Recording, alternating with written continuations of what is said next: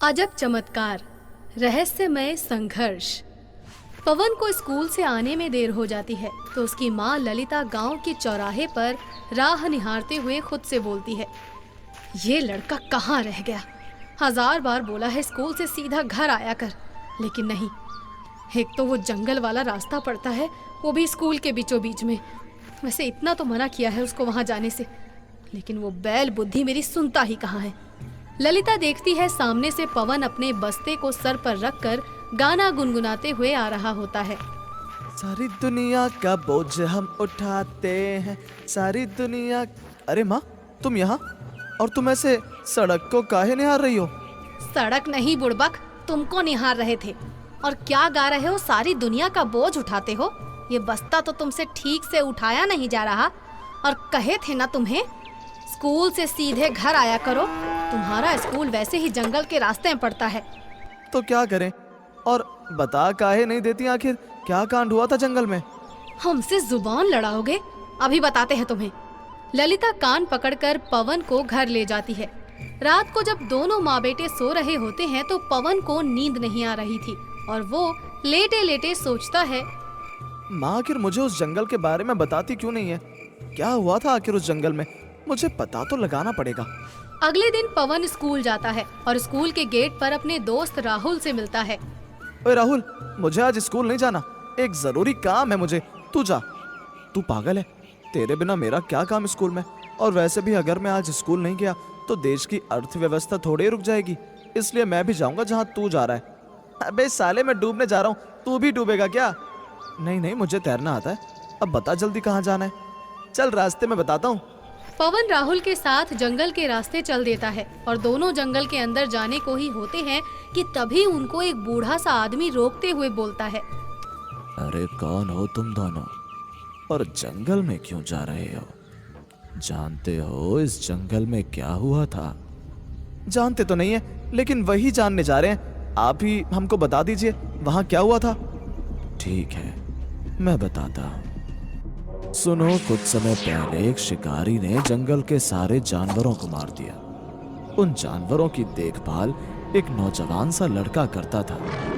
उसने जब ये देखा तो शिकारी को मारना चाहा, लेकिन शिकारी ने उसको भी मार दिया। वो शिकारी ये सब करके भागने में फरार हुआ। तब से ये जंगल रहस्यमय बन गया।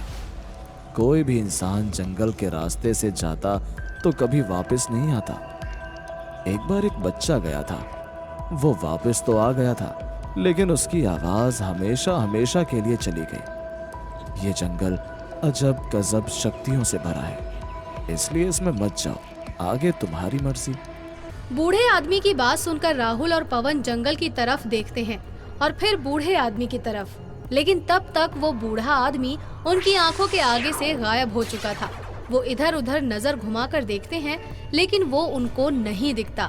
ये देखकर राहुल बोलता है, भाई रहने देते हैं। मुझे तो लगता है उन जानवरों का रक्षक कोई लड़का नहीं बल्कि ये बूढ़ा ही था जो हमको चेतावनी देकर गया। नहीं, मैं तो अंदर जाकर देखकर ही रहूंगा कि ये जंगल चमत्कारी है या कोई खतरनाक है। वैसे भी मैंने ऐसी कोई कहानी नहीं सुनी आज तक। इतना बोलकर पवन जंगल के अंदर चला जाता है। राहुल भी डरते हुए उसके पीछे चला जाता है। दोनों जब जंगल के बीचों बीच होते हैं तभी उनको अचानक से एक सोने का पेड़ दिखता है। ये देखकर राहुल खुशी से उस पेड़ के पास जाकर उसके नीचे गिरी सोने की पत्तियां उठाते हुए बोलता है, भाई अच्छा हुआ हम आ गए। ये कोई खतरनाक जंगल नहीं बल्कि अजब सा चमत्कारी जगह है। सोने का पेड़ है यहाँ, अब तो हम माला माल हो गए। नहीं नहीं, ये जरूर कोई रहस्य है। ये सोने का पेड़ असली नहीं है। अबे पागल है क्या? ये असली है। तू छोड़, मैं तो ये पत्तियां इकट्ठी करूंगा।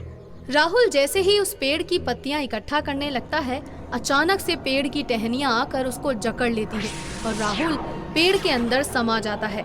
ये देखकर पवन हैरान हो जाता है, लेकिन वो कुछ कर पाता उससे पहले राहुल पेड़ में जाकर गायब हो चुका था। मेरा दोस्त कहाँ गया? प्लीज मेरे दोस्त को वापस दे दो, प्लीज।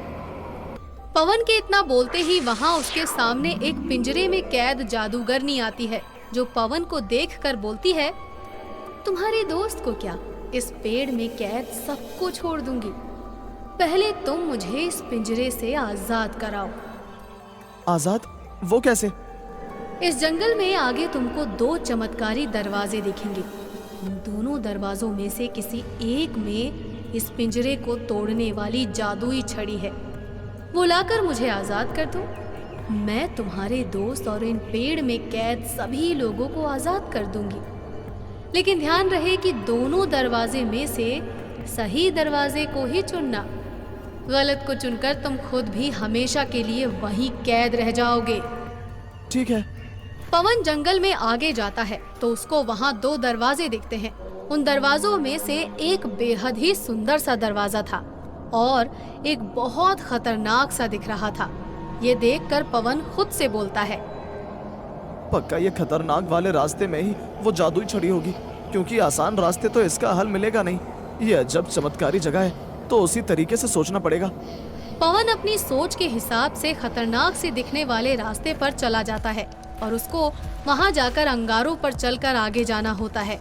वो दर्द सहते हुए अंदर से एक छड़ी लेकर जैसे ही बाहर आता है, उसके सामने वही जादूगरनी पिंजरे में आती है और बोलती है, तुमने तो सच में कमाल कर दिया। आज तक जिसको मैंने ये काम दिया वो दूसरे दरवाजे की खूबसूरती के लालच में वहां पर गया और कभी वापस नहीं आया। एक बच्चा उस खूबसूरत से दरवाजे के पास से लौट के जाना चाहता था। मैंने उसको रोका नहीं, लेकिन उसकी जुबान हमेशा के लिए खामोश कर दी थी ताकि वो इस चमत्कारी जगह के बारे में किसी को ना बता पाए। मैं सही सलामत आ गया। इसका मतलब यही है कि ये छड़ी सही है। अब तुम जल्दी से आजाद होकर मेरे दोस्त और बाकी लोगों को भी इस अजब से चमत्कार से बाहर निकालो। जरूर। पवन के हाथों से छड़ी अपने आप हवा में उड़कर जादूगरनी के पास आ जाती है और वो उसके जरिए खुद को आजाद करवाकर पवन से बोलती है, ये चमत्कारी जगह है और इसका रहस्य जिनको पता है उनको मैं ऐसे ही नहीं जाने देती। इसीलिए यहाँ से आजाद हुए लोग सब कुछ भूल जाएंगे सिवाय तुम्हारे। तुमको मैं इस अजब से चमत्कारी जगह की याद देती हूँ। तुम जब भी यहाँ आओगे तुमको ये जगह दिखाई देगी और यहाँ से तुम अपनी जरूरत के अनुसार कुछ भी ले जा सकते हो और ये जंगल भी अब खतरनाक नहीं रहेगा। आपका बहुत बहुत शुक्रिया। इतना बोलने के बाद जादूगरनी गायब हो जाती है और सभी लोग पेड़ से बाहर आ जाते हैं, लेकिन उनको नहीं पता कि वो यहाँ कैसे आए। सब लोगों में राहुल भी होता है जो पवन के पास आकर बोलता है, भाई क्या कर रहा है यहाँ? स्कूल चल वरना मास्टर मारेंगे। अबे एक दिन स्कूल नहीं गया तो प्रधानमंत्री बनने से चूक जाएगा। चल घर चलें। सभी लोग वहाँ से अपने घर जाते हैं। ललिता को पता चलता है कि पवन जंगल में गया था, जिसके चलते वो पवन के घर आते ही उसको बहुत सुनाती है। लेकिन पवन कमरे में जाकर अपनी जेब से एक सोने के पत्ते को निकाल के खुद से कहता है, अरे माँ, आपके बेटे को कुछ नहीं हो सकता, क्योंकि उसने इतने बड़े खतरे के बाद उस जंगल के रहस्य को जाना है। पवन एक मुस्कान के साथ उस पत्ते को वापस से अपनी जेब में रखकर आराम से सो जाता है। उस दिन के बाद से जंगल सभी के लिए आम हो गया था, लेकिन पवन के लिए अब वो एक खास जगह थी।